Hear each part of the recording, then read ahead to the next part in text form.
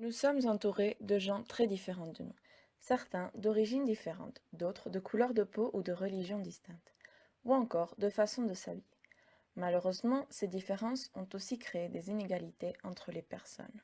Nombreuses sont les raisons à l'origine de ces inégalités, mais ce sont peut-être les stéréotypes tirés de ces différences qui sont à l'origine de ces discriminations. Mais qu'est-ce qu'un stéréotype? Un stéréotype est une idée toute faite d'un groupe de personnes, une image que la société assimile à un certain groupe de personnes, un cliché. En Andorre, par exemple, on assimile les Portugais aux ouvriers ou aux femmes de ménage. Ce sont ceux qui parlent fort ou encore ceux qui font énormément de bruit lorsque leur équipe de foot gagne. Il existe aussi des stéréotypes selon la paroisse où tu habites. Par exemple, la paroisse d'Encamp est assimilée aux Portugais ou encore au fait qu'ils tournent mal. À Ordino, il y aurait tous les riches. À la Massana, il y aurait les Portugais, mais des Anglais aussi. Ces stéréotypes sont basés sur un grand nombre de personnes qui donnent la réputation de la paroisse. À la Massana, par exemple, il y a une grande communauté d'Anglais ainsi que de Portugais. Ces stéréotypes viennent donc d'une généralisation. Il y a aussi des stéréotypes selon ton éducation. Les différents systèmes éducatifs sont eux aussi stéréotypés. Ceux qui vont dans le système andorran ne sont pas forcément vus de la même façon. Ce sont toujours ceux qui ont le sac à dos le plus bas possible, ceux qui sont considérés comme nuls, ceux qui ne veulent pas étudier ou encore ceux qui ne réussissent pas dans les autres systèmes. Cependant, tous les élèves ne sont pas comme ça, mais ces stéréotypes sont encore basés sur une généralisation d'un petit groupe de personnes. Mais à quel moment peut-on parler de discrimination? Les stéréotypes, par exemple, deviennent des discriminations lorsque les personnes stéréotypées se sentent mal dans leur peau ou sont mises à l'écart à cause de ces derniers. Mais les stéréotypes ne sont pas le seul départ des discriminations. Alors, comment définir une discrimination? Une discrimination est le fait de mettre une personne de côté à cause de ses différences ou des images qu'on lui assimile. Selon la loi, une personne est victime de discrimination si elle subit un traitement défavorable ou inégal comparé à une autre personne selon certains critères et dans certains domaines. Ces critères peuvent être l'origine, le sexe, c'est-à-dire si tu es un homme ou une femme, la situation de famille, une grossesse, l'apparence physique, c'est-à-dire à quoi tu ressembles, une particulière vulnérabilité, c'est-à-dire une faiblesse, la situation économique, c'est-à-dire la quantité d'argent dont tu disposes pour vivre, le patronyme, c'est-à-dire ton nom de famille, le lieu de résidence, l'état de santé, la perte d'autonomie, c'est-à-dire si tu as besoin de quelqu'un qui t'aide au quotidien ou pas, un handicap, les caractéristiques génétiques, les mœurs, c'est-à-dire tes habitudes, l'orientation sexuelle, c'est-à-dire qui tu aimes, l'identité de genre, l'âge, l'opinion politique, les activités syndicales, c'est-à-dire si tu appartiens à un groupe qui défend des idées en commun, la capacité à s'exprimer dans une autre langue que l'officiel, l'appartenance ou la non-appartenance vraie ou supposée à une ethnie, une nation, une prétendue race ou religion, c'est-à-dire si tu t'identifies à un groupe ou une religion.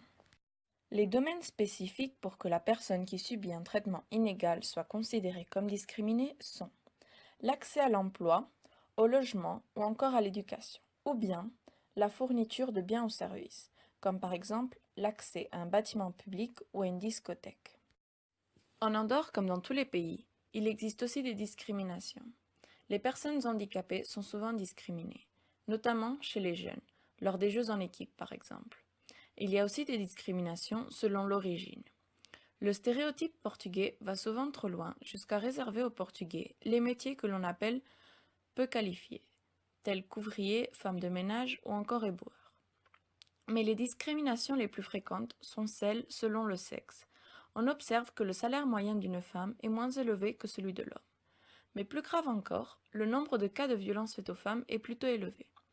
200 cas en 2010, le même nombre en 2012 et 138 cas qui ont été dénoncés en 2016.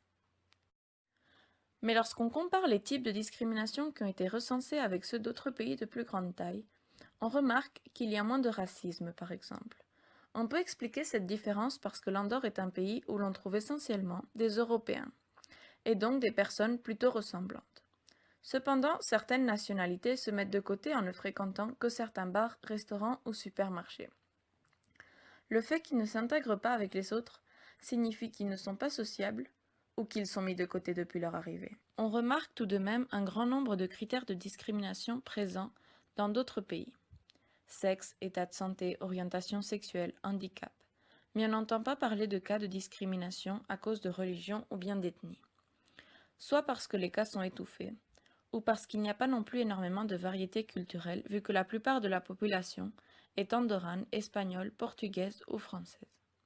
Il n'y a pas de discrimination selon ton lieu de résidence car en étant un pays très petit, il n'y a pas de raison de mettre de côté une personne qui habite à tel ou tel endroit. Cependant, on remarque qu'il y a le même problème qu'à Monaco. Il n'existe pas de loi punissant les discriminations qui existent, malgré que le contraire soit dit. Dans cet article de Monaco Hebdo, par exemple, il est question d'une interview à un avocat, Jean-Charles Gardetto, qui a proposé une loi contre la discrimination. Cependant, on lui a répondu qu'il n'y avait pas de discrimination à Monaco. Mais il donne des exemples précis, comme par exemple que l'on soit servi en dernier lorsqu'on n'est pas blanc dans un supermarché. Mais alors, quelles sont les lois contre la discrimination et l'intolérance? Il n'y a pas d'article qui parle explicitement de la discrimination dans la Constitution andorrane.